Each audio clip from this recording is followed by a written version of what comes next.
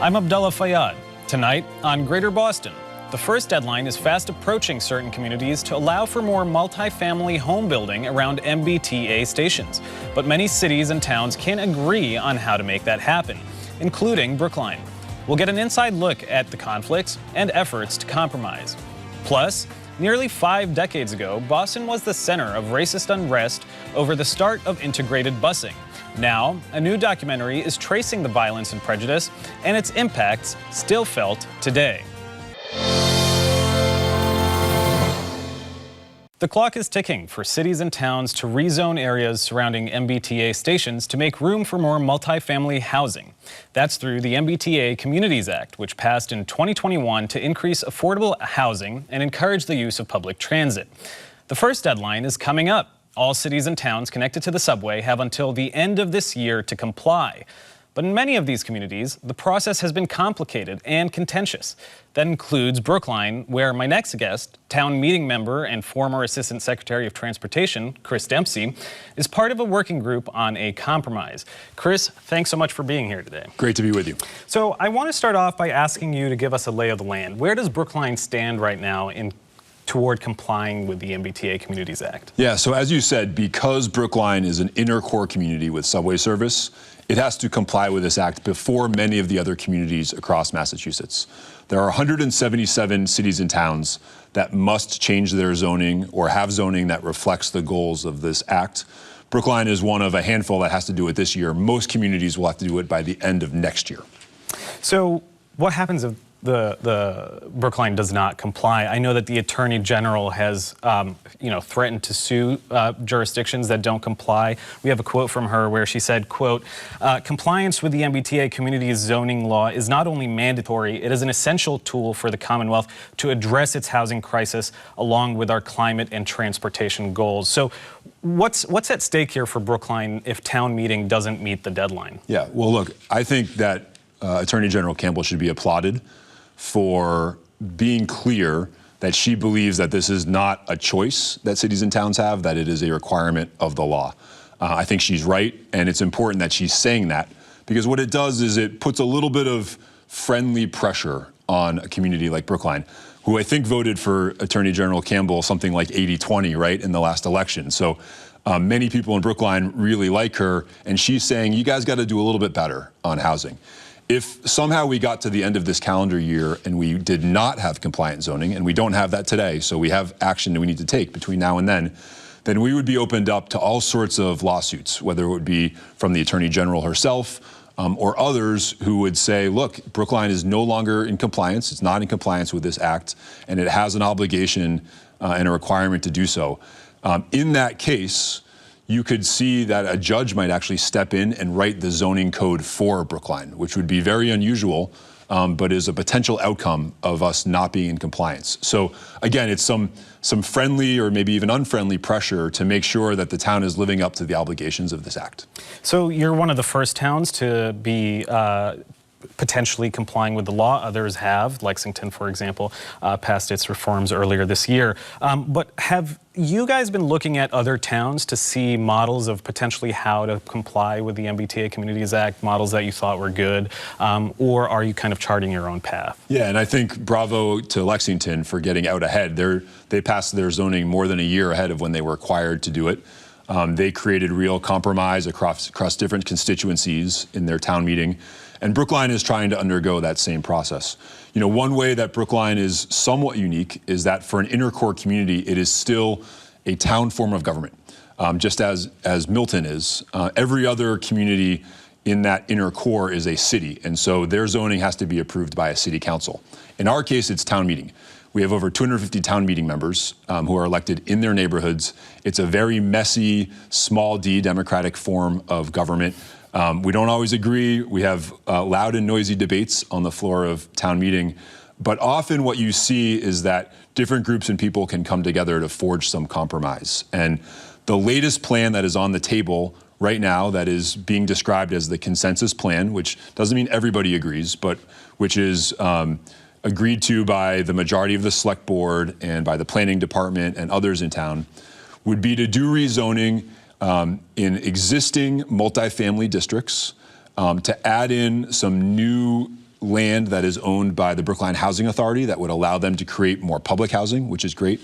And then to also rezone the corridor of Harvard Street, which is the main commercial corridor that kind of goes north-south in the town. It's where the 66 bus runs, one of the busiest bus lines in Greater Boston, and is served by the D line and the C line, and even the B line. So this is a corridor that is in need of attention, that is a jewel of our community, but could be improved through reform of zoning, and that's what we're hoping to do. So obviously there are a lot of feelings, strong feelings about housing whenever it comes up in a community. You know, one of the arguments that opponents have raised throughout this process, especially when the planning board submitted their first idea, a rough idea of what they think that should be rezoned around Harvard Street, was there was concern about commercial spaces and whether or not there would be enough commercial space saved for that. So how would that plan ensure that that concern is actually addressed? So the original regulations that were promulgated by the state said that cities and towns could not require first floor commercial. They could allow it to happen, but they couldn't make it a requirement of this zoning. And just in August, the state updated those regulations or those guidelines and indicated that in fact, cities and towns like Brookline could require commercial on the first floor. That change has seemed to win over some of the opponents of the initial proposal who were concerned that little small business owners would be displaced and instead luxury housing would come in. And so it's been great for Brookline that change happened. We want a mixed use, vibrant, walkable community. And what I say to my friends in Brookline who are opposed to any change, any zoning reform, is that really that's what makes Brookline so great, is that it is transit-oriented, it is walkable, that it has a diversity of housing, and it has a diversity of things that you can do in the community. And while Brookline, I think, is very special in that, it is by no means unique in Massachusetts. What this legislation is trying to do across eastern Massachusetts is take advantage of the fact that so many of our communities were built around downtowns that had transit service and that grew in a walkable way where you could get on a train and get into Boston. You know, starting in the 1940s until just recently, we've really encouraged more sprawling development where you might live in a home that you can only access with a car and you can't walk downtown. And while that's great for some people, it's really bad when we're looking at reducing housing costs, when we're looking at reducing the miles that people have to drive to get access to a job or to school. You look at local air pollution that's caused by all that driving. And so we're trying to return to, in many ways, what has made Massachusetts so special and New England so special, that those walkable downtowns that are transit-oriented. Well, I did want to ask you about that because you like your history and you were Assistant Secretary of Transportation and know a lot about the Commonwealth's history. So, you know, Brookline has a rich history of being a streetcar suburb. Yep. You know, housing and development is always scary for a lot of folks, you know, not for any sinister reason, but change is hard. Sure. You know, how does the MBTA Communities Act and complying with this law, how does it fall into that history of Brookline being a dense streetcar suburb of Boston? You know, is it part of that, you know, rich history of the streetcar suburb, or is it actually, you know, taking it too far? Yeah, this is really just embracing that history. The transportation system that we need in the future actually looks a lot like the one we had around 1900 or 1910 in Greater Boston, where people had lots of options for how they would get around, whether it was walking, biking, taking transit, or driving, or in that case, taking a horse if you go that far back. But people had good options. And we've really worn down those options over time. There are fewer reliable bus lines, fewer reliable subway lines, and certainly fewer reliable streetcar lines than there were back then.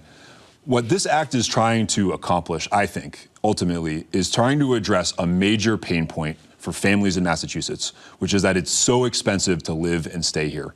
And the two most expensive parts of any family's budget are housing and transportation. For some of those families, the cost of those two items is 50, 60, 70% of their monthly budget goes to those two things.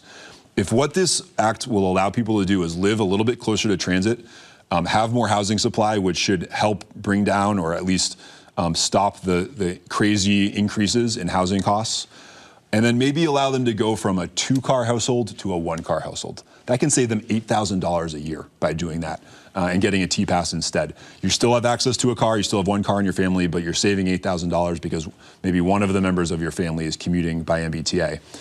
In an era of inflation, in an era when so many people's budgets are stretched thin, this act is getting at that core problem. And it's not going to change overnight, but it's absolutely the direction that we have to move in.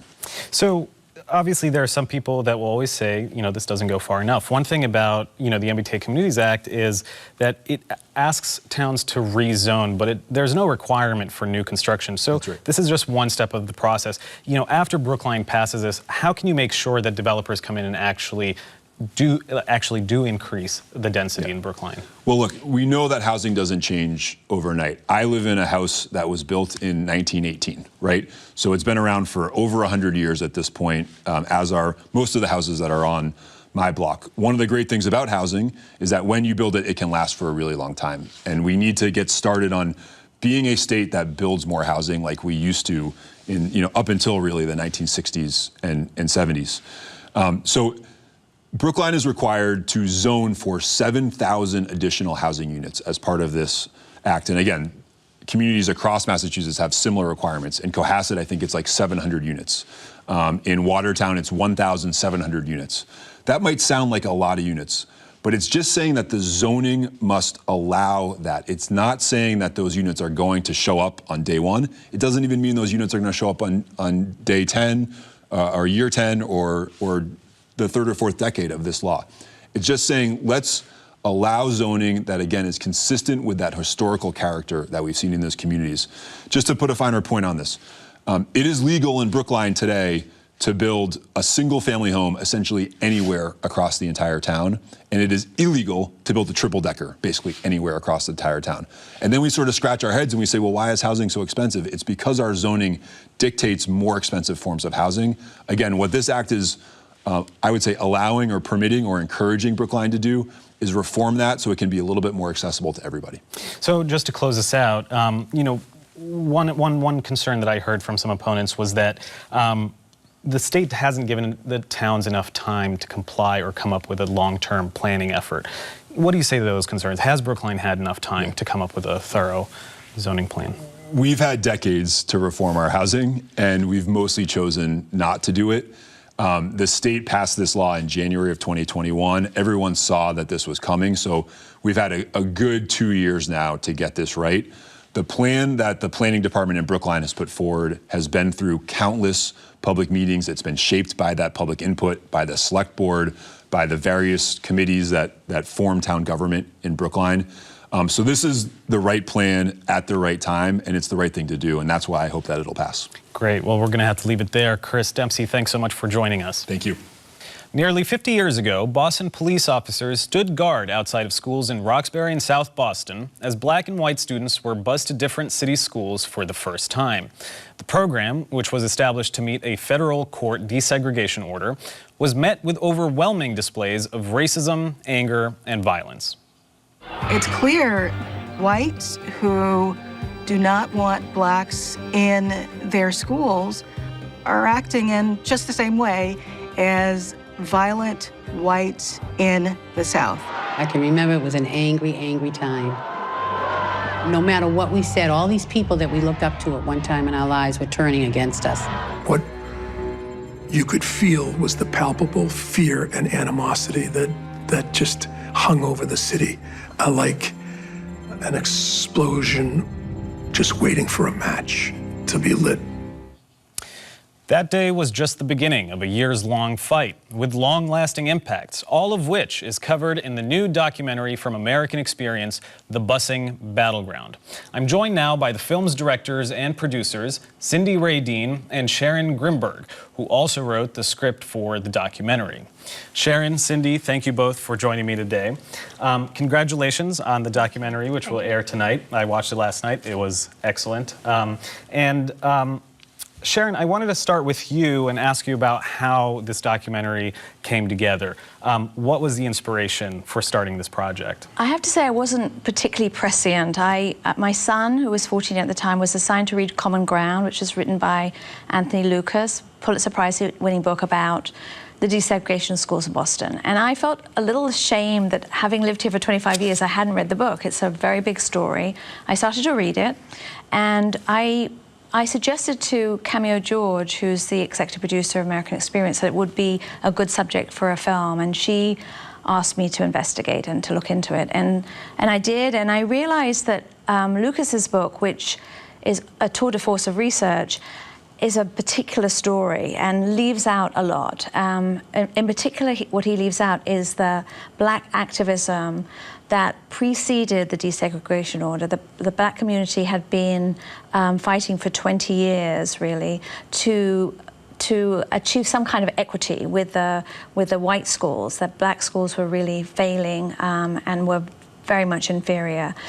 So that was a piece of the story that's not really covered in Common Ground, and that was what I thought we could bring to the table by looking at all of it, the complexity of race and class. And Cyndee, you know, what excited you about the project when you heard about it? What was it about this particular story that told you, you want to work on this? Yeah, Sharon invited me to come on and help tell the story, and the more she would tell me about the activism of Ruth Batson and other black Bostonians during this time period and their efforts to, get school equity and, get a decent education for their children, really excited me. I mean, to me, I'd never heard of Ruth Batson. It was an untold story, and, I was really happy to sign on to tell it. Well, that was the first time I heard about her as well, so I think you did a very nice job of that. One thing about school busing in particular was that the politics of this, it was such a deeply unpopular thing to do and so fraught. Obviously, the white parents here in Boston were very angry about it. They, and a lot of white students were too. There were open displays of racism. At the same time, a lot was being asked of black parents who were putting their kids in danger, essentially, to bus them to these predominantly white schools. And I think we have a clip from the documentary that discusses the danger that black parents had to put their children in, the decisions they made during this time. When I reported to Kevin White on opening day that no black child had been killed, we thought that was a victory. It was the saddest day in Boston's history. But if a black child had been killed, there would have been a civil war. Black leaders had to make a tough decision to ask black parents to stay the course. Tough decision. All along the way, black parents have had to make very difficult decisions in order to assert their rights and to use their kids in the process. So in reporting out this documentary, did you learn anything about, the struggle for rights when it came to black parents? Was this too big of a toll for them? Or, did people think in the end it was worth it? Well, I think that what black parents primarily wanted was better education for their kids. And Ruth Batson and the NAACP felt that the only way to get that was to go into the white schools where follow the money, that the white families would insist on a better education, and so the kids should be in the same schools. I think that it was a lot to ask of children, and actually in February of 1975, some 46 black organizations wrote a letter to the judge and said, we would rather you prioritize quality over location. Please don't continue on this path. And the NAACP rightly said, this is the issue. This is the way the law is being broken by segregating the schools. That is unconstitutional. That's the legal argument that we have. And so they proceeded down that route and continued, refine the plan and bus the kids for a second and many more years to come. And Cyndee, I wanted to ask you, obviously a lot of people, when they learn about civil rights in America, we hear stories about Selma, we hear stories about Montgomery, bus boycotts. Why do you think the story of Boston is such a nationally resonant story? Well, I mean, it's very relevant today. I feel like, what was happening in Boston in the late 50s, 60s, and 70s. I mean, the issues of school equity, parental rights, inclusive education. These are the issues that we're wrestling with today, and for some reason, across the country, people are having a hard time agreeing on like what those things mean and what's best, for kids. These are the same issues that people in Boston were wrestling with. So I don't know, I find the story relevant, extremely relevant today. Yeah, and we also have another clip that describes what Boston was like in the years before busing, that sets the tone for, why there might have been so much resistance to the program. Boston had been a very white city. In the 1950s, you're seeing people come up from the Deep South. They're crowding into these neighborhoods where blacks are allowed to live, the South End and Roxbury. They can't move out because of racial covenants written into the deeds. And outside of those black neighborhoods, they faced tremendous discrimination. Boston was like up south. There were patterns of racial discrimination everywhere. Black folks were invisible. It was like they didn't live in the city. The neighborhoods are their own little sort of worlds. People from South Boston didn't come into Roxbury. People from Roxbury didn't go into South Boston.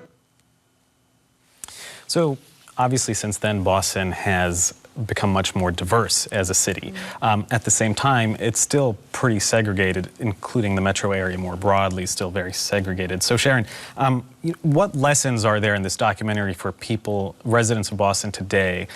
What lessons from this documentary tell them about maybe how they can desegregate today? Well, I don't know that I could say that how we're going to desegregate today, but I also want to say I didn't make this film to pour salt in old wounds. I think that a lot of what happened in the 60s and 70s happened because the communities were so distant from each other, and also because there was a lot of distrust. I'm hoping that the film will allow people to step back and listen a little bit to the frustrations of both communities. That the city's come such a long way since then in so many ways. There's so much more attention given to the education of children, which was really kind of a last thought and not really well attended to. So I'm really hoping that people can learn from and listen, and we try to present a lot of different viewpoints in the film, and to understand some of the frustrations in the white community, as well as the great frustration and injustices that were being perpetrated on the black community. So Cyndee, I wanted to ask you, you just mentioned this earlier, but there are a lot of parallels with some of the issues that come up in this documentary and issues that are coming up in schools and school districts across the country today. Notably, we're seeing in southern states and in Florida, we're seeing some efforts to, change the kind of history that's being taught, especially black history that's being taught. Are there any parallels in specific that resonated with you in looking at this history 50 years ago, particularly in looking at the character, the superintendent of the Boston schools, who, Boston being maybe a northern liberal city at the time, spoke a lot in dog whistles that maybe we are more familiar with today. Did any of those parallels kind of strike you as interesting for understanding today's politics around schools? Yeah, yes, it did. Louise Day Hicks was a master at talking in dog whistles and playing to her base. You know where I stand was her slogan, and it was just a wink, wink, nod, nod. Yeah. I'm against putting black kids in schools with my white constituents. I'm not going to do that. You vote for me, you're safe. Yeah. And I feel like today there's still dog whistles. Depending on where you sit politically, I think some of the things around parental rights is in some ways could be a dog whistle if it means that you don't want to teach, black history, or if you don't want to teach a history of people who perhaps have different lifestyles. I mean, some of these things are also treated in ways that, I guess, whip people up. into a frenzy instead of talking about education as a way to involve all kinds of people. Right. To be very inclusive in how we teach. Right. So to close this out, I have a question for both of you. You know, obviously you spent a lot of time on this topic. It's a very rich history here in Boston.